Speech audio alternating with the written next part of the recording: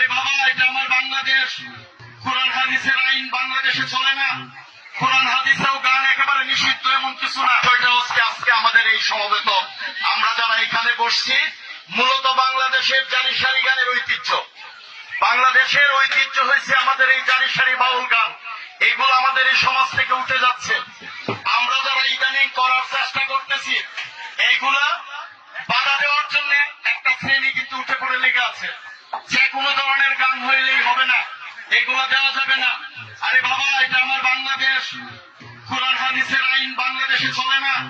কোরআন হাদিসেও গান একেবারে নিষিদ্ধ, এমন কিছু না।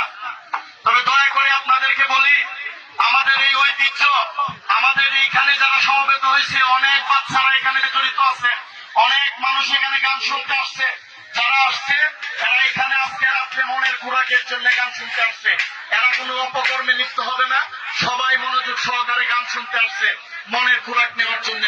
তো আগামীতে আরো যতদিন মেলা থাকবে, এর চাইতে আরো ভালো অনুষ্ঠান করবেন।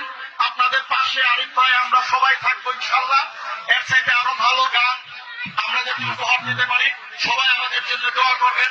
এই আয়োজক কমিটির জন্য দোয়া করবেন। সবাইকে ধন্যবাদ। আসসালামু আলাইকুম।